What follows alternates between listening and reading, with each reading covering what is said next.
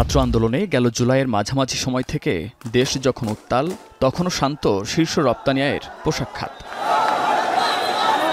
এরপর গেল ৫ আগস্ট স্বৈরশাসক শেখ হাসিনার পালিয়ে যাওয়া আর পট পরিবর্তনের পর ক্ষমতা নেয় অন্তর্বর্তী সরকার।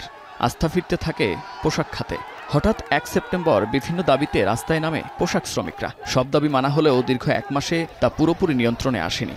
সবশেষ তথ্য অনুযায়ী গাজীপুর, আশুলিয়া ও সাভারে ১,২৮৩টি কারখানার মধ্যে ৬৬টি কারখানা বিভিন্ন কারণে এখনও বন্ধ। এ সময় কারখানা ভাঙচুর আর উৎপাদন বন্ধ থাকায় ক্ষতির মুখে পড়েন অনেক পোশাক মালিক।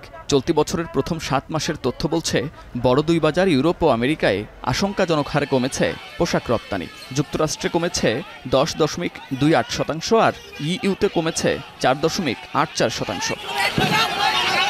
ইউরোস্টেট ও ওটেক্সার তথ্য বলছে, চলতি বছরের প্রথম ৭ মাসে ইউর ব্যবসায়ীরা পোশাকের আমদানি কমিয়েছেন ৫.২২%, যেখানে বাংলাদেশ রপ্তানি হারিয়েছে ৪.৮৪%।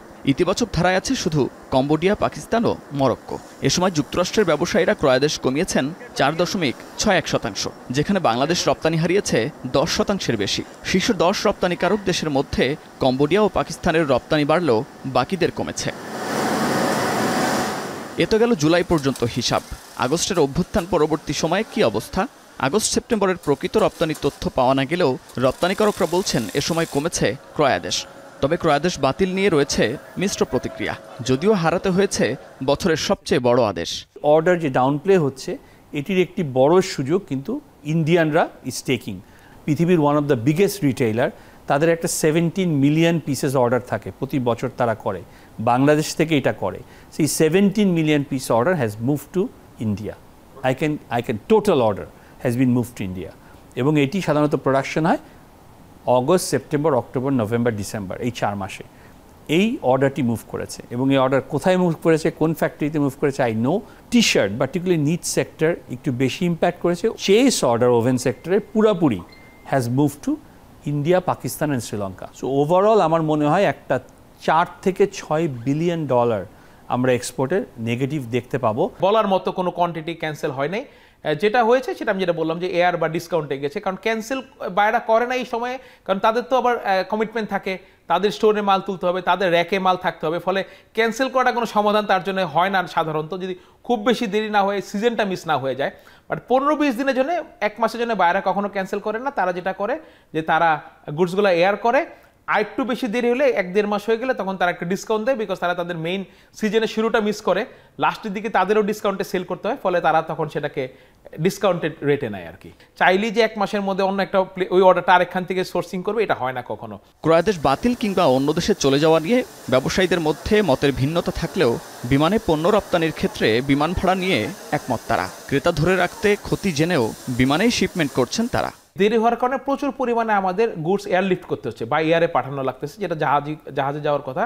এবং আপনারা জানেন যে এয়ারে যখন কোনো গুডস যায়, টোটাল ভ্যালু থাকে গার্মেন্টসের, তারও প্রায় 2-3 গুণ চলে যায়। ফলে আমাদের যে র মেটেরিয়ালস, কাপড়, সুতার যে দাম, আমাদের সিএম, আমরা কিছুই পাই না এয়ারে যখন আমরা মালটা পাঠাই। এবং এটা এয়ার একটা এয়ার কাভার করা অনেক ফ্যাক্টরির জন্য আসলে তার ব্যবসায়িক জীবনে কখনো সম্ভব হয় না, এত বড় ক্ষতি হয়ে যায়। বাট আমাদের এইবার প্রচুর পরিমাণে এয়ার হচ্ছে। তার একটা প্রমাণ যে একসময় এটা $2.5 থেকে $3 পার কিলো ছিল এয়ার বিল এখান থেকে ইউরোপের যে ডেস্টিনেশনে, মোটামুটি এভারেজে, সেগুলো এখন $6 থেকে $7 হয়ে গেছে।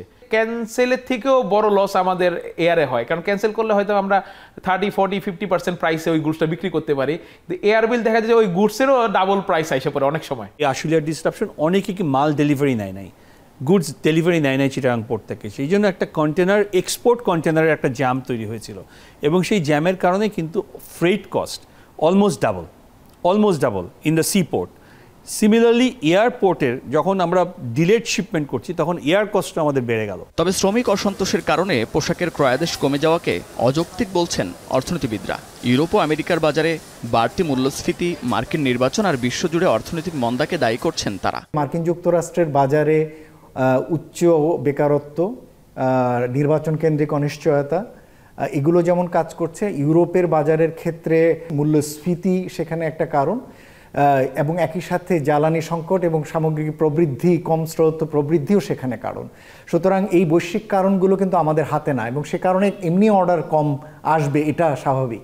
শ্রমিক অসন্তোষের কারণে আমার ধারণা যে কারখানায় অর্ডার না আসা এটি ঘটার কথা না। যদি কোনো বায়ার বা ব্র্যান্ড যদি শ্রমিকদের যৌক্তিক দাবিগুলো যদি পরিপালন করার ব্যাপারে অস্বীকৃতি জানান বা না করে যদি অর্ডার শিফট করেন, আমাদের মালিকদের উচিত হবে ওই সমস্ত ব্র্যান্ড বা বায়ারদেরকে চিহ্নিত করা। কমার্স মিনিস্ট্রি এবং ফরেন মিনিস্ট্রির পক্ষ থেকে ওই সমস্ত দেশগুলোর সরকারের সঙ্গে আলাপ আলোচনা করা।